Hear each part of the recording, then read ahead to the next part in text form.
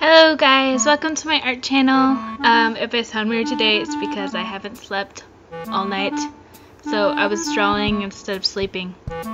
You're welcome. I think actually half of the pictures I drew last night I recorded them, but they're not gonna go on my channel because they were pretty interesting. I think I was thinking summer, most of them, but a lot of them were really interesting. Didn't make much sense. So I thought that I'd talk about what story does and how it affects your art and how it can inspire you. While I was drawing this, I was listening to Wuthering Heights. It's the first time I've listened to it. I'm listening to it on Audible.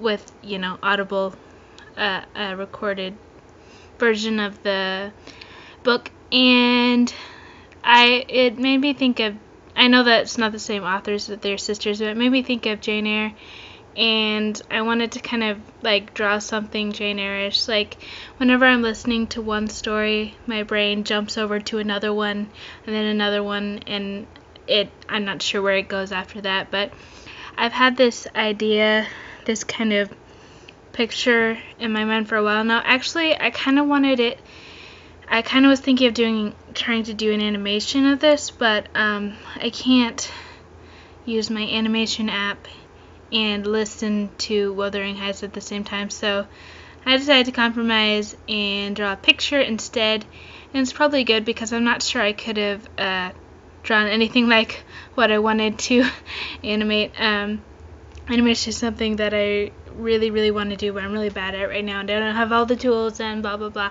But I thought I'd talk about like how story inspires me and helps with my art and stuff. So story it gives me, like, anytime I'm reading something or listening to something or watching a movie, it gives me these images to go off of to, like, I don't know, like create new pictures that I wouldn't have thought of before if I hadn't watched or listened to or read that story. Because obviously not all art that you draw is going to be a story.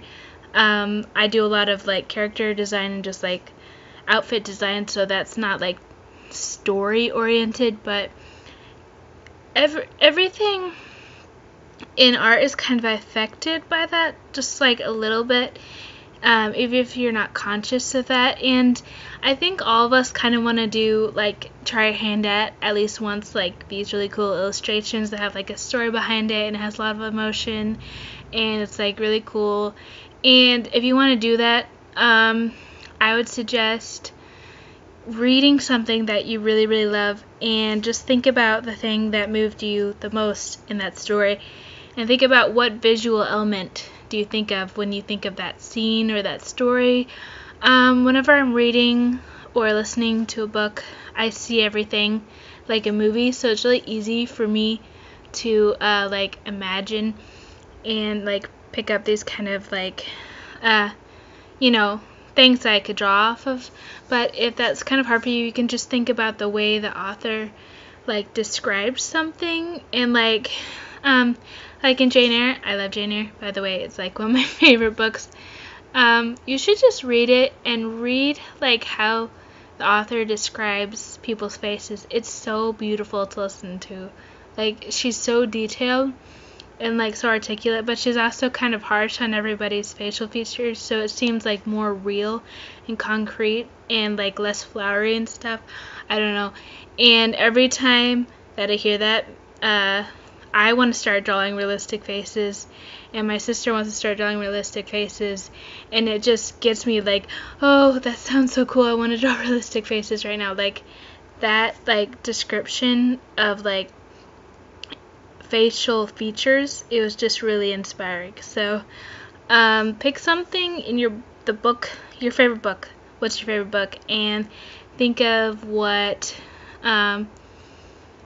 visual thing, like attached to an emotion, you can turn into like a project, like artwork, and just go from there, try to experiment. This picture obviously didn't turn out, well, obviously, because everybody can see that, didn't turn out how I want to exactly. I couldn't get the arm right in the beginning, if you could see. Like, it didn't come out exactly how I wanted to and wanted it to in my mind, but it did come out eventually. And I decided not to give up on it because it was still cool. It still had like the ghost of the idea of what I originally thought of. Like, the lighting was cool and it was all blue, and the silhouette was cool, and I eventually even started liking the red hair, even though it looks really out of place. So the thing about like getting inspiration from stories and books is you won't draw exactly what you're thinking every time. Most of the time you won't ever, unless you're really, really good, you won't draw exactly what you're thinking. So you need to not get discouraged by that, and just be glad that you have that source of inspiration to fuel off of it, to fuel you on to making cool things that you wouldn't have thought of before. This was kind of what happened to me, this picture. I knew the atmosphere because Wuthering Heights is kind of like the lighting and like the loneliness. I don't know, that's my impression of what it's about. I haven't finished it yet, so don't quote me on that, but I just wanted something kind of creepy and blue and sad, and I wanted a person in it, and I knew that's kind of what I was feeling about this story, so I decided to do that.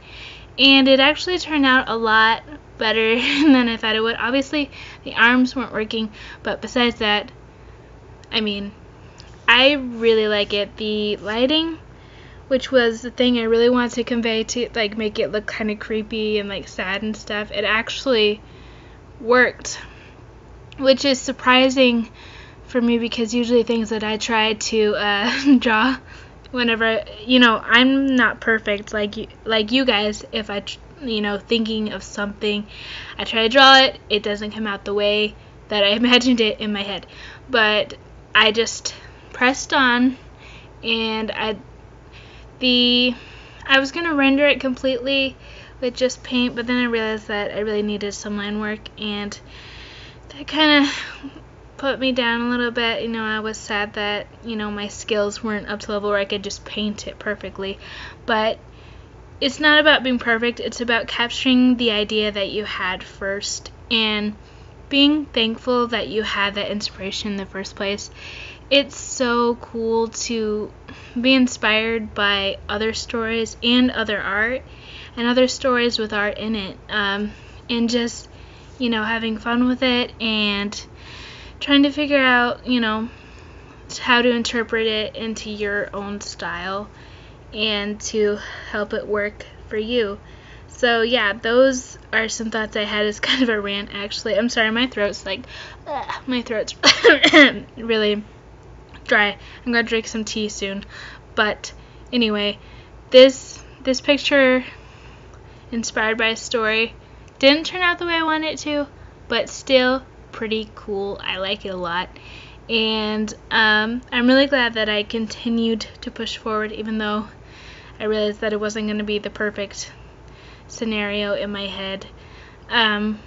Inspiration is not concrete, it's inspiration, so you have to kind of let it ebb and flow and like take it when it's there. So if this is your first time on my channel, this is my art channel, and I upload every Monday and Friday, so don't forget to subscribe for more art throughout your week, and don't forget to like this video if you like blue creepy places with flowers in windows and stuff. So yeah, tell me you guys what your sources of inspiration are for your art. Like, what books do you like? What, like, movies too, like, they're obviously stories, so where do you get your inspiration from, and what are your favorite books for like getting visual inspiration from the book into your mind. So don't forget to comment below and tell me all that good stuff.